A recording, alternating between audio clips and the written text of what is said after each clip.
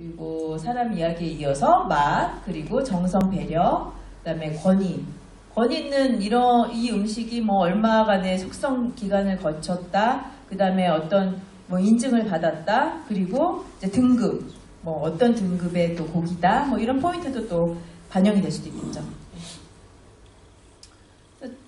대표적인 사례를 공유를 드리면 일본 아우리현의 이 사과인데 엄청 태풍이 막 몰아쳐가지고 이제 사과가 다 떨어졌던 거예요. 그래서 다들 이제 고심하고 막 낙심하고 했는데 몇 개가 이제 매달려 있었던 거예요. 그래서 이분이 이걸 딱 보다가 그래. 이 태풍에도 떨어지지 않는 이 사과를 합격 사과라고 이름 붙여가지고 한번 팔아보자. 이렇게 생각을 한 거죠. 근데 어땠을까요, 결과가? 엄청나게 불티나게 팔린 거죠. 그래서 오히려 평상시에 어떤 시즌보다 더 많은 매출을 올렸다라는 얘기가 있어요. 네, 이거에 영향을 받아가지고 국내에서도 뭐 합격 사과라고 또 이렇게 이름 붙여가지고 판매가 된 사례도 있어. 요거는 이제 바르다 김 선생의 김 선생인데 재료를 펼쳤어요. 펼쳐서 그 안에 들어가는 재료에 대해서 뭐 효능이나 여러 가지에 대해서 많이 강점을 부각을 해주는 케이스죠. 네. 그래서 우리 매장에서도 그 음식에 들어가는 재료를 한번 분해하고 해체할 필요가 있어요. 어떤 재료들이 들어가는지. 그래서 그런 재료 하나하나를 부각을 시킬 수도 있고 스토리를 만드는데 이거는 아까 그 윤가명가의 대표 이제 코스식으로 나오는 메뉴 중에 하나인데요. 이 메뉴를 이제 100년사 가는 길이라고 표현을 했어요. 그래서 좀 어렵게 이게 시적으로 많이 표현이 또 되기도 하는데, 그러니까 이야기는 사실 만들기 나름이니까 이거를 어떤 생각을 하면서 내가 음식을 표현을 했다. 근데 주제는 있겠죠. 한 가지 주제를 갖고서 거기서 이제 파생을 시킬 수도 있고, 재료가 이게 뭐 재료의 원산지에서 또 착안을 할 수도 있고 라 했는데요.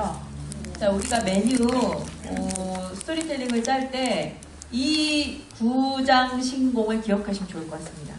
구성, 그리고 장점, 신뢰, 공감 불러일으킬 수 있는 내용. 네 가지를 뭐 다 담을 수는 없죠. 그 중에 일부라도 좀 어필이 되면 좋을 것 같아요. 그래서 구성 부분에는 이제 메뉴, 가격, 레시피가 있겠고, 장점은 여러 가지 심리적으로 3개 이상은 이제 기억 사람들이 못하기 때문에 너무 많은 장점을 나열하는 것도 좋지는 않을 것 같습니다. 신뢰, 우리 매장에 또 있는 뭐 친환경 인증 뭐가 있는 어떤 식재를 이용한다, 뭐 이런 거 유기농 식재를 이용한다, 뭐 이런 약간 신뢰를 줄 수 있는 그런 내용이 포함이 되면 좋겠다라는 거고요. 예시를 보면은 이제 족발에 대해서 이제 설명하는 내용이에요. 그래서 저희 매장에서 가장 인기 있는 메뉴고 특별히 화덕에 구워서 이제 맛있다. 조리 방법을 좀 이제 어필하는 포인트고, 특히 저희 매장 족발은 모든 재료를 청결 인증 재료로부터 뭐 매일 아침 받고 있다. 이거는 각자 또 메뉴라든지 뭐 식자재 수급 상황에 따라 다를 수 있기 때문에 그는 이제 별도로 좀 생각해 보시는 게 좋을 것 같고, 그리고 주문하신 오리지널 족발은 뭐 저희 아이들 좋아하는 메뉴이기 때문에 우리 아이들과 이렇게 드시기 좋을 것 같다. 대부분 이제 메뉴를 주문받을 때 손님이 이거 맛이 어때요? 라고 얘기했을 때 직원들이 제가 안 먹어봐서 잘 모르겠는데 뭐 이렇게 대응하는 경우가 많거든요. 그래서 이 맛의 포인트에 대해서 직원들에게 교육을 좀 해주시면 좋을 것 같고, 뭐 시식회나 이런 기회에 맛을 또 이렇게 좀 느낄 수 있도록 해주시면 좋죠. 신입사원이 또 입사했을 때 어떤 경우는 고객 입장에서 매장의 흐름을 한번 파악해 보라고 해가지고 음식을 좀 이렇게 제공을 해본 적도 있거든요. 근데 여러 가지 효과가 있더라고요. 왜냐면 본인이 이제 그 일할 매장에 앉아가지고 이제 좀 이렇게 관찰도 할 수 있고, 내가 또 직원으로 일하면서 어떻게 해야겠다라는 생각도 해볼 수 있는 기회가 되는 것 같더라고요. 네. 고객 입장에서 항상 좀 보는 눈을 가지면 좋거든요. 네. 실제 메뉴에 대한 이제 지식을 좀 재정비할 필요가 있다. 그래서 고기다 그러면 이제 고기의 부위별 어떤 특징이라든지 스테이크다라고 하면 그 등급별 특징이 갖는 뭐 있잖아요. 기준 그런 거라든지 식자재에 대한 그 인포메이션도 중요하고요. 그래서 이런 지식에 대한 교육이 좀 필요할 것 같고, 예를 들어서 제가 좀 말씀드리면 이게 이제 메뉴 교육 자료예요. 제가 중국에 갔을 때 우리 이제 중국 직원들을 이제 교육해야 되잖아요. 그래서 막 만들었던 자료인데, 어떤 메뉴가 있으면 메뉴에 들어가는 재료를 좀 세부적으로 좀 해체를 해줘야 돼. 그래서 어떤 재료가 이제 들어가는데 그 재료에 대해서 좀 잘 모를 경우에는 좀 별도로 설명을 좀 해줘야 되겠죠, 추가적으로. 네, 그래서 들어가는 기본적인 재료가 어떤 거고 특징이 어떻고 메뉴 설명할 때는 어떻게 해야 된다. 그래서 메뉴별로 이게 있으면 좋을 것 같아요. 그래서 그 파일 같은 거에다가 넣어가지고 넘기면서 볼 수 있도록 이 요리는 어떤 이제 식자재로 만들어진다라는 설명이 되면 좋을 것 같은데, 주로 이제 어떤 재료 또 어떤 소스가 곁들여진 어떤 메뉴 또 이렇게 설명이 돼 있잖아요. 메뉴북에 보면. 네. 또 앞으로는 또 그 식당을 이용하실 때, 레스토랑을 이용하실 때 메뉴북도 좀 유심히 보시면 좋을 것 같아요. 다 벤치마킹이거든요. 우리가 외식하는 한 곳 한 곳이 다 벤치마킹 할 수 있는 포인트이기 때문에 또 유심히 좀 보시고, 근데 메뉴북을 뭐 이렇게 해서 가져가시는 경우도 많더라고요. 그렇죠? 적극적인 벤치마킹으로 이제 가방을 큰 거를 또 준비하셔가지고 뭐 가져가는 경우도 있긴 한데, 이 부분은 좀 제가 뭐 이렇게 해라 저렇게 해라 말씀 못 드리겠고, 그래서 모든 게 다 공부할 수 있는 그런 포인트다. 네.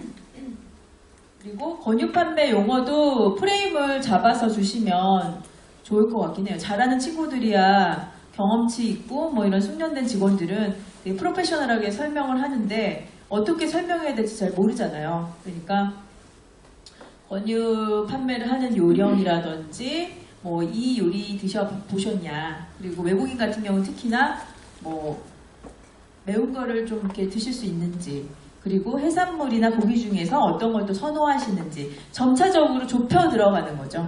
좀 이렇게 바운더리를 좁혀 들어가면서 이 손님이 어떤 메뉴를 좀 선호하시는지 먼저 파악이 필요한 거죠.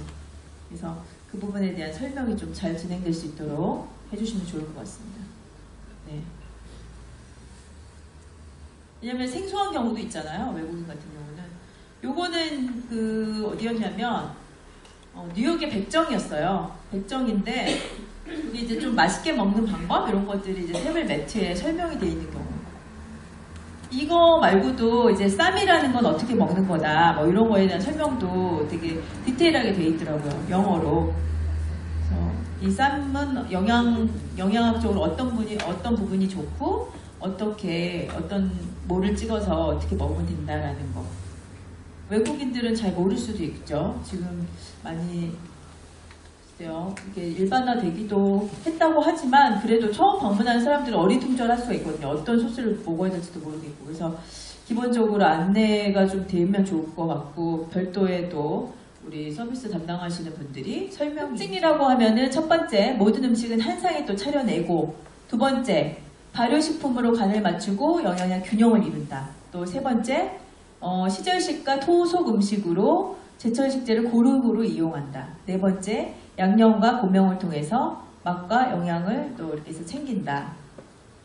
또 우리 음식은 상당히 건강하고 또 그때 제철에 나는 식재들을 이용을 해서 다양하게 연출이 된다. 네. 물론 여기는 이제 뭐 국내가 아니기 때문에 좀 상황은 다를 수는 있지만 기본적인 이제 한식이 갖고 있는 그런 속성에 대해서 좀 이렇게 비빔밥은 조금 아까 뭐 이렇게 해서 설명드린 대로 갖은 나물로서 이렇게 만든 음식이고, 화합을 또 의미를 하고 이제 제사 음식에서 좀 유래가 됐는데, 근데 유래에 대해서는 정확하게 늘어나도 외국인 같은 경우는 잘 또 이게 와닿지가 않을 수도 있거든요. 그러니까 좀 간략하게 이렇게 해서 풀어주시는 게 좋을 것 같아요. 네. 그리고 불고기는 뭐 한국인뿐만 아니라 외국인이 가장 좋아하는 그런 음식이기도 한데 맥적이라는 그런 메뉴에서 또 유래가 됐다고 해요. 그래서 도착지간을 국물에 이렇게서 비벼 먹었던 그런 이제 풍속이 있었다고 합니다. 네. 그래서 잡채는 원래는 이제 당면이 들어가지 않고 신선한 야채들, 채소만으로 이렇게 만들어낸 음식이었었거든요. 거기서 면을 한번 넣어서 먹어봤더니 상당히 맛있더라. 그래서 이제 이게 현재 우리가 먹는 그 잡채 형태가 됐다고 그래요. 그래서 여러 채소가 들어있는 상당히 영양에 좋은 음식이다. 그리고 외국인들도 잡채에 대해서는 많이 선호를 하죠. 이런 것들도 캐주얼하게 먹을 수 있도록 이렇게 코리안 누들 해가지고 테이크아웃 뜰 때마다 계절감을 두는 거죠. 그리고 여기 잘 안 보이실 텐데 여기 이제 페이스북에 얼마 전에 올라온 거예요. 그림을 그리다 여백을 조금 남겨두었습니다. 나머지 여백은 빈 공간은 당신이 음미하며 채워주십시오. 이러면서 약간 좀 시적인 표현, 우리 스토리텔링 할 때 약간 좀 시적인 언어를 사용해보면 어떻겠느냐라고 말씀드렸는데 가장 그 부분을 잘 하고 계신 분인 것 같습니다.